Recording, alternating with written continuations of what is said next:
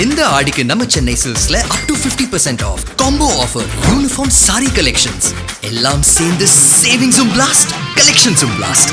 நம்ம தி சென்னை சில்க்ஸ். தமிழ்நாட்டுல எல்லாமே சேஞ்ச் ஆயிடுச்சு. உங்க நகையையும் சேஞ்ச் பண்ணுங்க. உங்க பழைய நகைக்கு கிராமுக்கு 150 ரூபாய் கூடுதலா வாங்கி புது நகை எடுத்துக்கோங்க. அதே கம்மி சேதாரம் தான் உங்க லலிதால மட்டும்தான். ஹாலிடேஸ்னாலே அது நம்ம ஜிடி ஹாலிடேஸ் தான். GT Holidays, South India's #1 travel brand. You know you are special when you're with GT Holidays.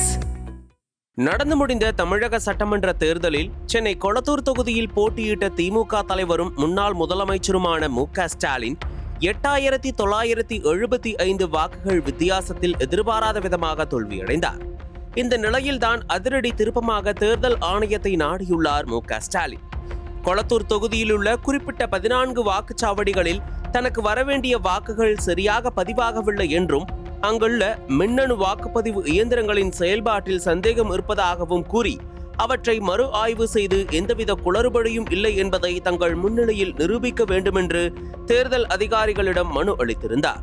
இதற்காக ஒரு பூத்திற்கு ரூபாய் 47,200 வீதம் 14 பூத்துகளுக்கும் சேர்த்து 6,60,800 ரூபாய் கட்டணத்தையும் மு.க. ஸ்டாலின் செலுத்தியுள்ளார். இதனைத் தொடர்ந்து தேர்தல் ஆணையத்தின் வழிகாட்டுதலின்படி கொளத்தூர் தொகுதியில் 1, 4, 17, 28, 32, 75, 78, 79, 84, 87, 112, 122, 157 மற்றும் 170 ஆகிய 14 வாக்குச்சாவடிகளின் வாக்குப்பதிவு இயந்திரங்களை சரிபார்க்கும் பணிகள் நடந்தன. சிந்தாதிரிப்பேட்டையில் பாதுகாப்பாக வைக்கப்பட்டிருந்த இயந்திரங்கள் மாவட்ட தேர்தல் அதிகாரியும் மாநகராட்சி ஆணையருமான கோசா சமீரன், பொறியாளர்கள், பத்திரிகையாளர்கள், வேட்பாளர்கள் மற்றும் அவர்களின் அங்கீகரிக்கப்பட்ட முகவர்கள் முன்னிலையில் திறக்கப்பட்டு ஆய்வுக்காக எடுத்துக் கொள்ளப்பட்டன. கொளத்தூர் தொகுதியில் நோட்டா தவிர 36 வேட்பாளர்கள் போட்டியிட்டதால் ஒவ்வொரு வாக்குச்சாவடி தொகுப்பிலும் 3 பேலட் யூனிட்டுகள், ஒரு கண்ட்ரோல் யூனிட் மற்றும் ஒரு விவிபேட் ஆகியவை ஆய்வு செய்யப்பட்டன. இந்த ஆய்வின் முதற்கட்டமாக Bharat electronics limited, Bharat heavy electricals limited பொறியாளர்கள் தலைமையில் இயந்திரங்களின் சீரியல் எண்கள், கண்ட்ரோல் யூனிட் மற்றும் விவிபேட் தொடர்புகள் சரிபார்க்கப்பட்டு இயந்திர திறன், பர்ன் மெமரி 1 முதல் 36 வரையிலான வேட்பாளர்களுக்கு பதிவாகியுள்ள வாக்குகளின் விவரங்கள் வரையும் சரிபார்க்கப்பட்டு முகவர்களுக்கு காட்டப்படும்.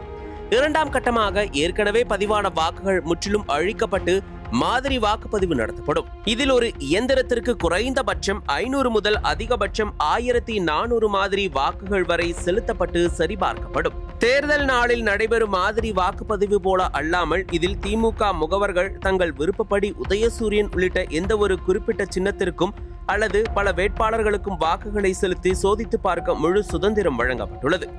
இயந்திரங்களின் மைக்ரோசிப் உண்மைத்தன்மை மற்றும் நம்பகத்தன்மையை வெளிப்படையாக நிரூபிப்பதே இந்த இவிஎம் செக்கிங் அண்ட் வெரிஃபிகேஷன் முறையின் நோக்கமாகும்.